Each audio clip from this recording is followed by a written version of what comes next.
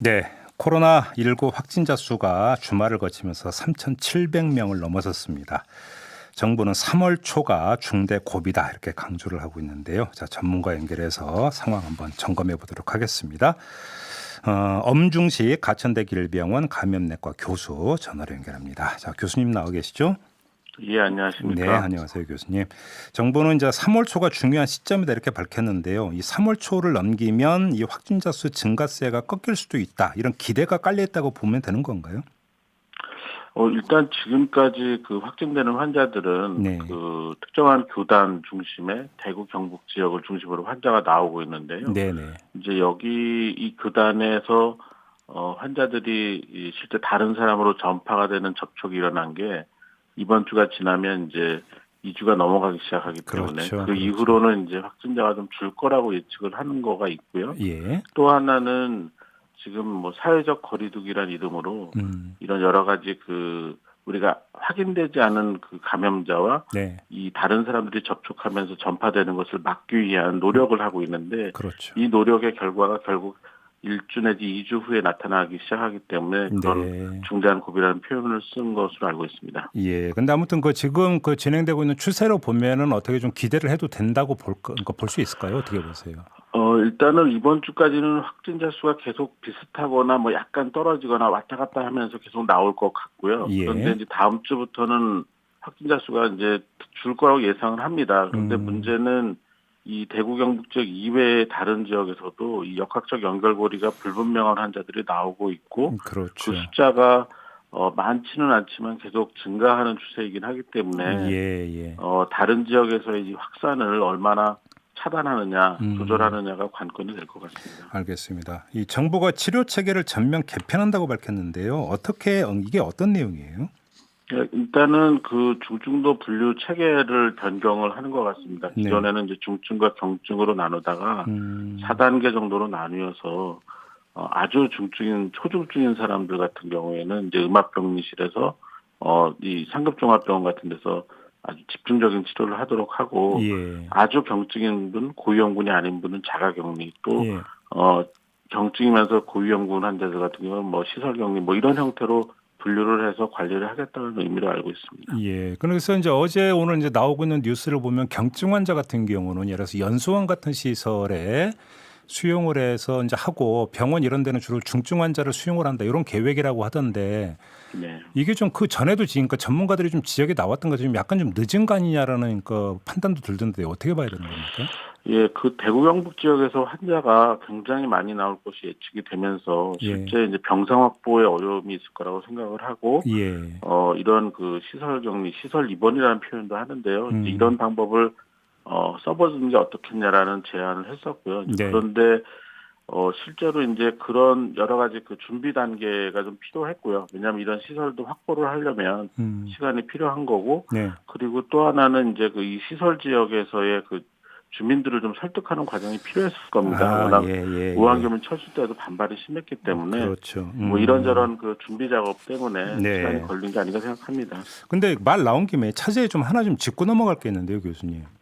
그 감염병 전문 병원이나 공공의료원 확충 이야기는 이제는 좀 그 끝을 좀 봐야 되는 거 아닌가요? 예, 뭐 이거 워낙 오래전에 그 얘기가 나오기 시작해서 실제 그 이 평가와 연구가 다 끝나 있는 상태입니다. 결국은 이제 예산 예. 확보가 관건이고 이제 예. 결정을 해서 음. 언제부터 시작하겠다라는 결정만 남아왔다고 저는 보는데요. 네. 이번 유행 기간 중에라도 결정이 됐으면 좋겠습니다. 아, 이제 바로 실행에 들어가면 된다. 그 예, 조사 왜냐하면 연구 다 끝났고. 예. 예, 예, 왜냐하면 이 병원을 짓는 데만 좋게 한 2, 3년은 걸릴 거고요. 예, 예. 또 이걸 운영하고 뭐 이런 데 준비를 하는데 인력을 또 확보하고 그래야 되기 때문에 지금 예. 시작해야 2, 예. 3년 후에 네. 그 활용이 가능합니다. 제가 얼핏 귀동량으로 듣기로는 사스, 메르스 요번에 코로나19 하면서 이 그 신종 바이러스의 출현 주기가 갈수록 짧아지고 있다라는 이야기도 있던데 그러면 더 필요한 거 아닌가요? 예, 저희가 이제 경험을 해보면 음. 6년 주기로 이렇게 세 번의 경험을 했죠. 사스, 네. 신종, 플루, 메르스.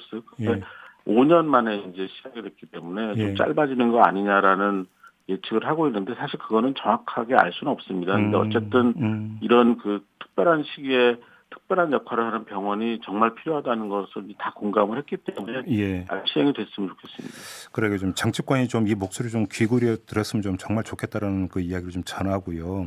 또 주말 사이 이제 많이 나왔던 게 70대 확진자의 경우 완치 판정을 받은 다음에 재확진이 됐는데 이게 재감염이 아니고 재발이다. 또 의료진이 이런 판단을 했다고 하는데 이게 뭐가 다른 거예요?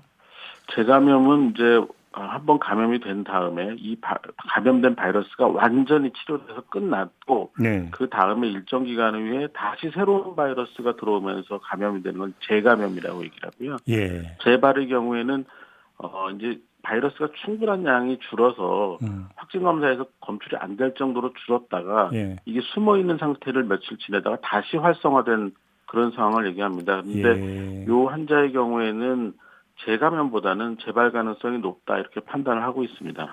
이게 뭐 산불로 비유하면 그러니까 다 이제 그 소화됐다고 생각했는데 잔불이 남아 있다가 다시 그렇죠. 발화되는 네네. 딱 그 적절한 경우라고. 비유입니다. 예. 네.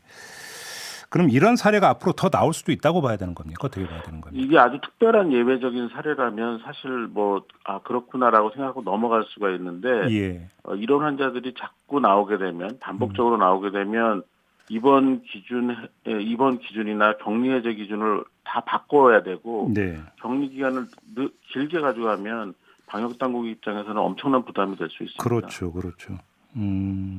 근데 또 생후 45일 신생아 환자가 발생했다고 하는데 이런 경우 치료가 어떤 식으로 진행이 될 수 있는 거예요? 이제 아이 상태가 어떤지에 따라 다양할 것 같습니다. 근데 예. 기본적으로는 보존적인 치료라고 해서 아기가 여러 가지 그 생체 징후가 잘 유지가 되고 네. 식이나 이런 것들을 잘 유지해서 이제 면역력이 충분히 좀 이겨낼 수 있는 과정을 좀 버티게 해야 될 것 같고요. 네. 항바이러스에 성인에게 권고되는 것들은 어떻게 해야 될지는 이 소아감염 선생님들이 전문가들이 좀 결정을 해야 될 것 같습니다. 그러게요. 근데 지금 진단시약 공급에 차질이 생겼다라는 그 보도를 접한 바가 있는데 맞아요, 교수님?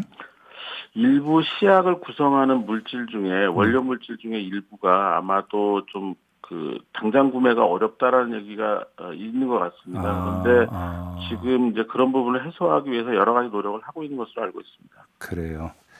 이건 빨리 해결이 돼야 되는 문제인 것 같고요. 앞서 그 교수님께서 잠깐 이제 사회적 거리두기를 이제 강조를 하셨잖아요. 네. 지금 사회적 거리두기라고 하는 개념을 좀 풀어주신다면 어떤 뜻이에요, 이거는?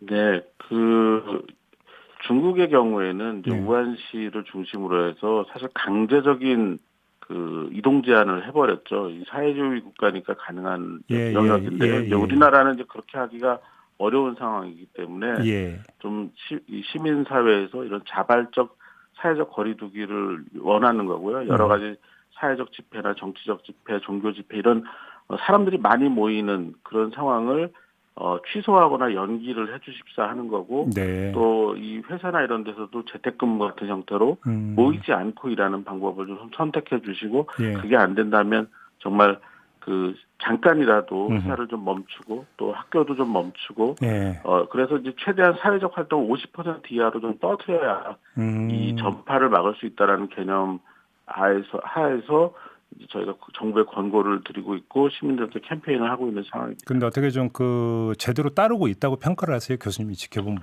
바로는 어때요? 사실은 굉장히 자발적인 모습들이 많이 보이죠. 이런 헬스클럽이나 이런 데도 문을 닫고 또 여러 가지 지역사회에서 사람들이 모여서 어떤 교육이나 아니면 집단 생활을 하는 데들이 대부분 이제 문을 닫고 있습니다. 그런데 여전히 좀 실제로 이제 이런 영리 집단이라고 해서 여러 가지 기업이나 이런 데들은 쉬운 결정은 아니기 때문에 또 이 자영업 하는 분들 이런 분들은 사실 나중에 이게 보상도 쉽지가 않습니다. 그래서 이런 부분들에 대한 섬세한 배려가 있어야지 그렇죠. 자발적 참여가 더 증가할 것 같습니다. 하나만 더 여쭤볼게요. 지금 대구에서 이제 자가격리 대상이었는데 무단 이탈했다 이런 사례가 지금 이제 보고가 되고 있지 않습니까? 그렇다고 이건 그러니까 이거 자발적인 거잖아요. 자가격리라고 하는 것은 다른 대안이 있을 수가 있을까요? 그러니까 이런 자가격리의 관리가 상당히 이런 어려운 부분이 있습니다. 그래서 더 이제 고위험군 환자 대상으로 하지만 시설격리를 더 권고하는 것도 있고요. 근데 실제로는 이 자가격리 지금 기준으로는 실제 전화 모니터링을 하는 그런 수준이기 때문에 이건 정말 높은 시민의식이 필요한 그런 부분이고 지금 뭐 이 코로나 3법 이런 게 통과되면서 이런 분들의 일탈하는 분들에 대한 처벌 규정이 많이 강화되는 걸로 알고 있는데 네. 그 처벌 규정으로 될 문제는 아닌 것 같습니다. 좀 자발적 참여가 정말 필요한 것 같습니다. 이게 자가격리 중에 사망자가 발생하고 있다는 소식이 계속 들리고 있는데 이거는 결국은 이제 중증 환자를 얼마나 이제 빨리 많이 수용하느냐 이 문제하고 직결돼 있다 이렇게 봐야 되는 거죠. 네, 빨리 분리해서 수용을 하고 거기에 네. 지금 현재 그 공무원 담당 공무원들이 전화해서 증상 확인하는 게 아니라 의료진이 의학적 관찰에서 판단을 해야 되는 그런 개입이 들어가야 됩니다. 그러게요. 알겠습니다. 자, 오늘 도움 말씀 여기까지 드릴게요. 고맙습니다, 교수님.